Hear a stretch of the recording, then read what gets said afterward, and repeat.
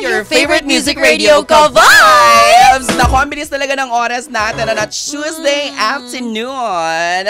4:20 na nga po ang oras. Kaya naman kayo po ay patuloy pa rin nakatutok syempre at nakikinig dito sa inyong favorite na programa, ang inyong favorite na merienda, the home of the stars. We are Banana Crew!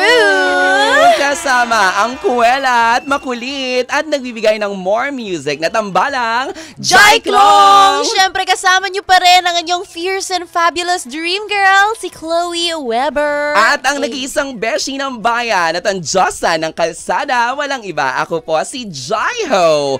Kanina, nakapanayan po natin ang unang mga bisita on a Tuesday afternoon. Dalawa agad, di ba? Yes. Si Chi at si Christoph. Si Christoph, yes. May sinasabi ka sa akin off-air. Hoy! Huwag mo nang bagitin niya. May sinasabi ka sa akin off-air. May sinasabi nga ako off-air. Pero huwag niyo nang alamin yan. Ang gusto kong malaman kasi natatalo kita sa he says, she says. Hala, i-reveal ko na ba? Wag na. Abangan. Hindi. Nakasikat chinika mo kasi sila. Dahil 'di ba sabi mo, parang how long ka na part ng si Chi, sabi mo, ng Star Music, ganyan, sabay kayo halos. Yes, 2023. Totoo. Tapos si Christoph naman, 'di ba? Bago lang naman. Bakit? May kamukha. Oo, may kamukha siya. Hindi ko na sabihin kung sino. Tama. Basta may kamukha. Yun lang naman. Yes. Totoo. Yes. Sino kaya yung kamukha? Oo. Baka yung mga nakasama mo dun sa kanina. Sa Isikwarta? Sa Tondo. Yes. Grabe. Ang pogi naman kamukha ni Christoph. Siyempre naman, ang mga taga-Tondong ka-vibes natin, sobrang mga pogi talaga yan. Sila lahat, sina Manong driver, ng tricycle, ng pedicab, ng tuk-tuk, kung ano man tuk-tuk. Ano bangko? Oo, diba? Kaya nga kinis ko na nga sila kanina, diba? Nang lahat sila. Oo, at saka magpasalamat ka.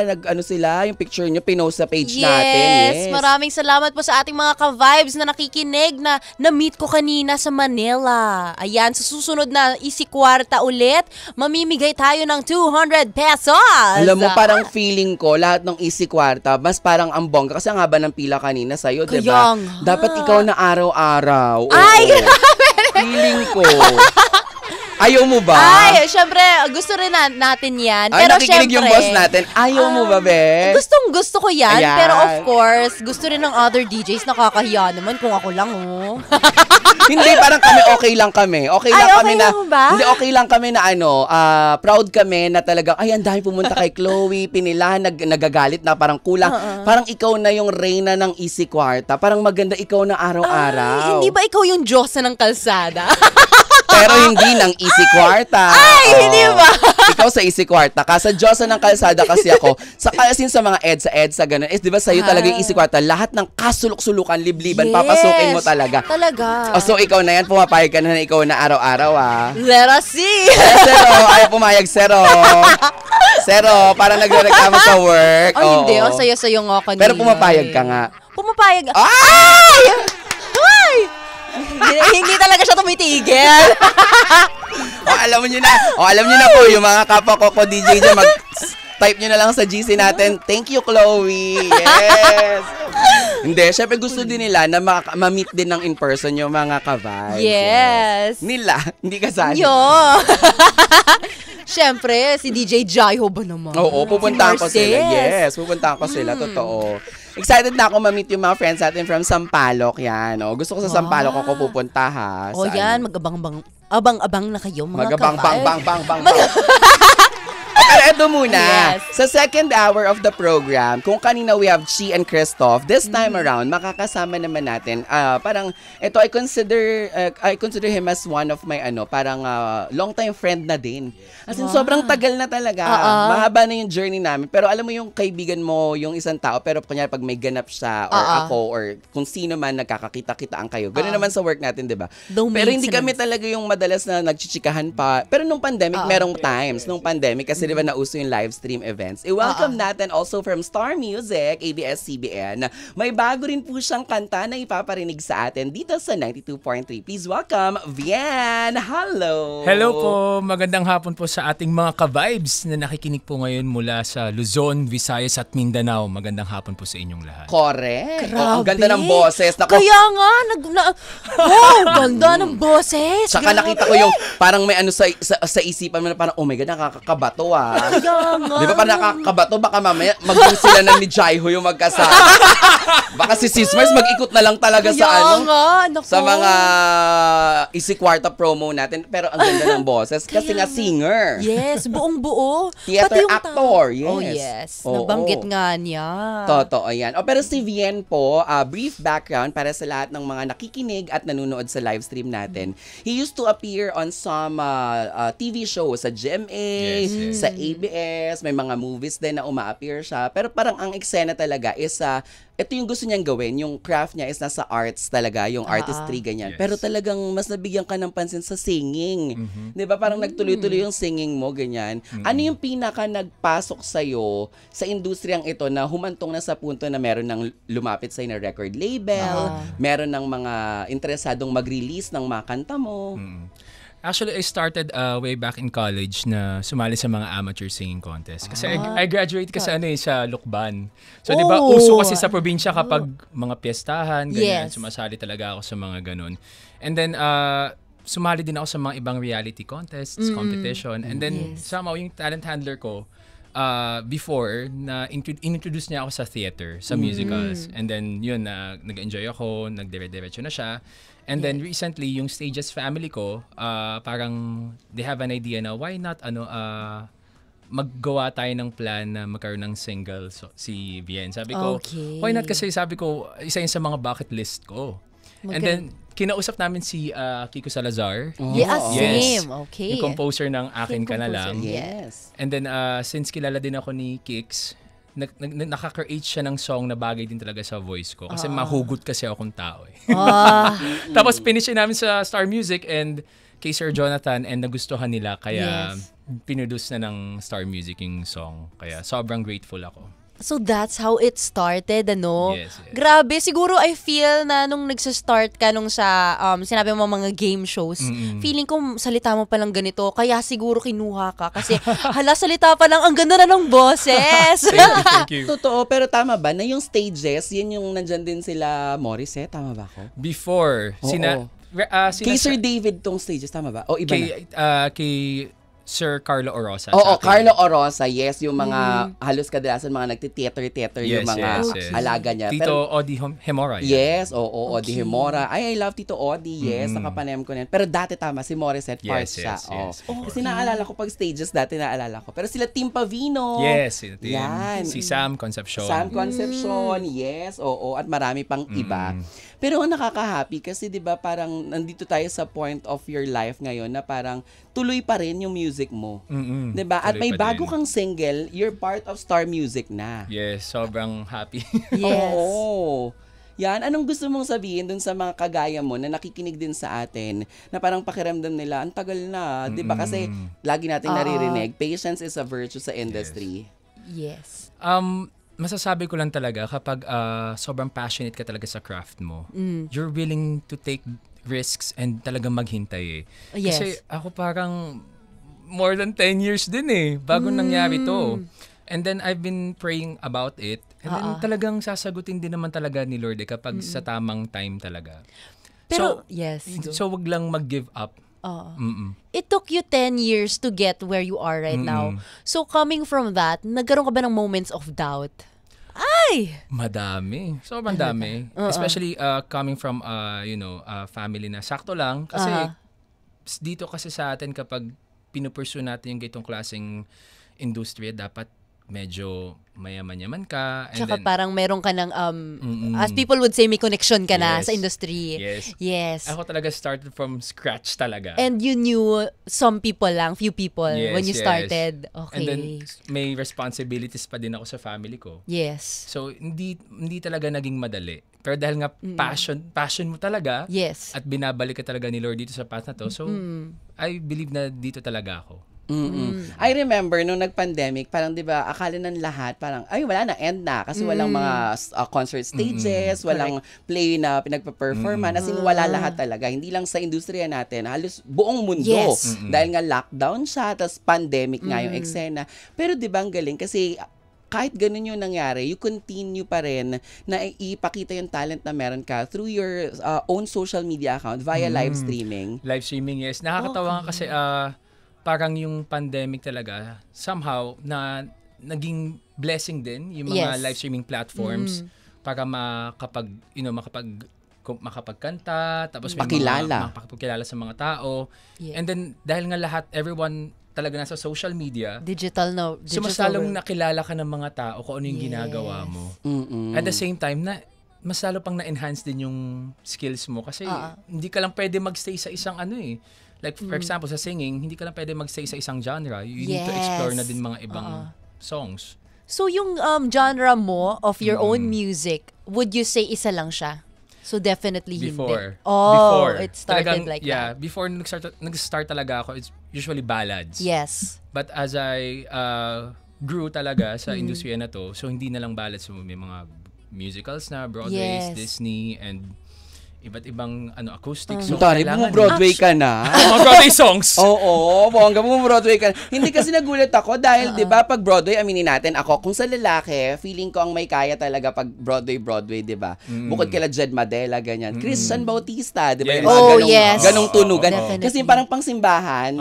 Kasi 'di ba choir yan si Christian bago na sumali sa sa Star in a Million, ganon. Tapos ngayon, nag-Broadway ka na. Yeah. Galing nga. Oo. Actually, parang it's a challenge, no? When you're gonna act and you're gonna sing at the same time. Yes. So, paano mo siya pinag-prepare na kasi you came from a singing background? Paano ka nag-start mag-act with singing? With singing. Yes. Iba kasi yung technique kapag when you're doing musicals. Hindi siya katulad ng singing contests na really talagang buga kung buga, belt kung belt. Yes. Kapag musical kasi, you need to tell story. Yeah, at the same time, and you have to have the proper technique to sustain your voice.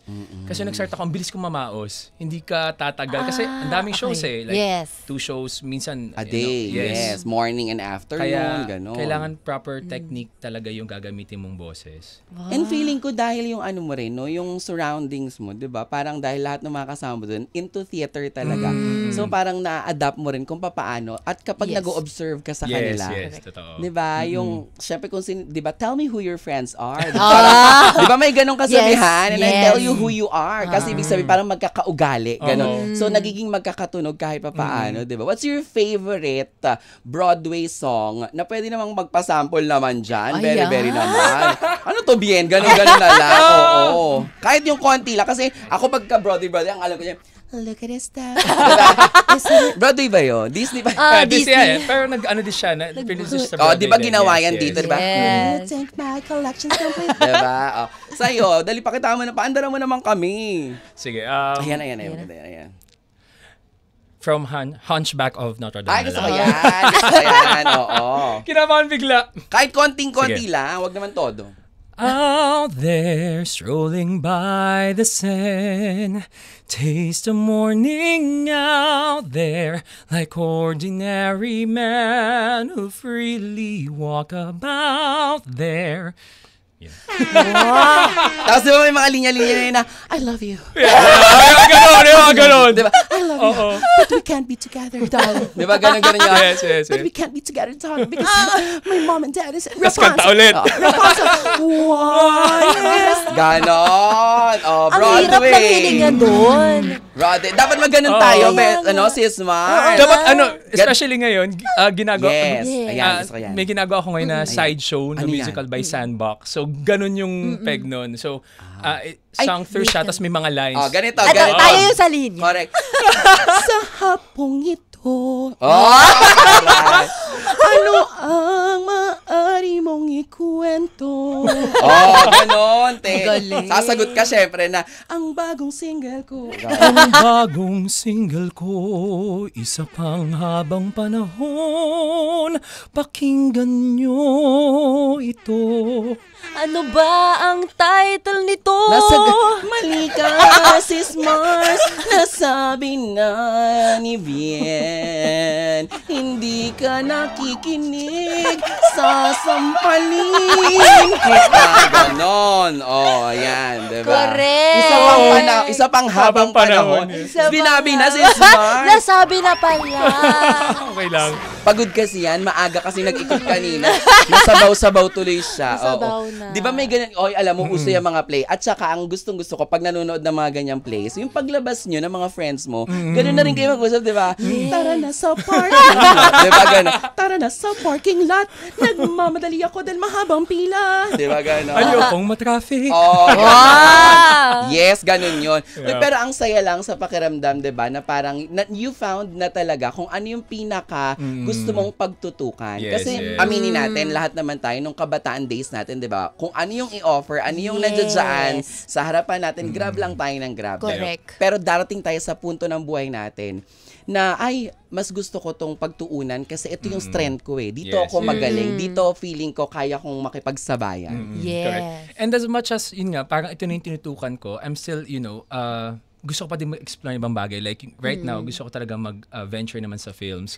Kasi nagkaroon din naman ako ng mga experiences mag-acting talaga sa mga films, sa mga TV series. Yes. And somehow, nami-miss ko din siya. Iba kasi yung actingan din sa on-cam Without iba naman. without the singing. Yes, iba din talaga eh. Very minsan kasi very subtle ang nuances mo. Yung parang ganun lang, parang something kasi else na siya. Naka-zoom na sa Yes. face mo eh.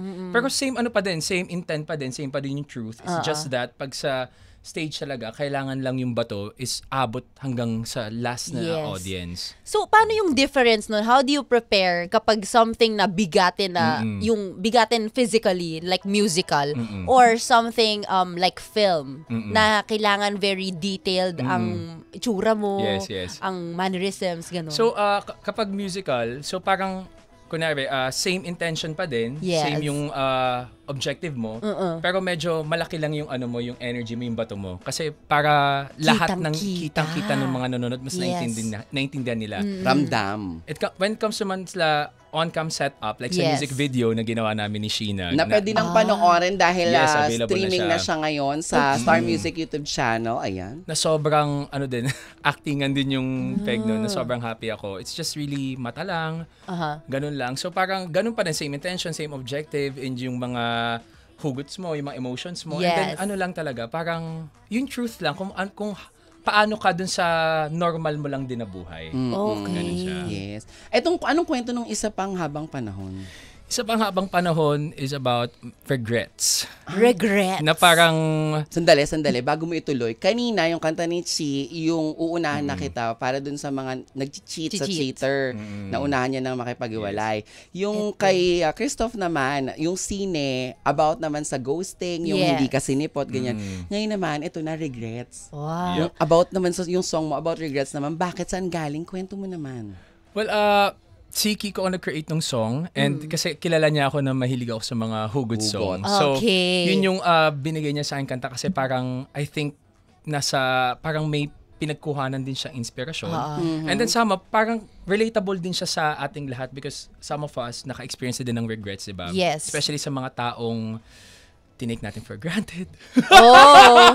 And then, nung wala na sila, at saka lang natin na Bakit may tinginan doon? nabavalue yung halaga nila. Okay. Oo. Okay. Oh, napahugot siya. Kanina kasi Hindi, parang inisip ko, oo nga, no, may ganun pala ako na parang, nung time na wala na siya, parang, hindi, nung nandoon siya, parang sobrang okay kayo. Yep. Hindi ko, ako personally, parang, for conversational purposes, parang, nung kinikwento mo, naalala ko, oo nga, nung time na yun, parang, wala naman siyang ginagawang mali, parang all out nga siya.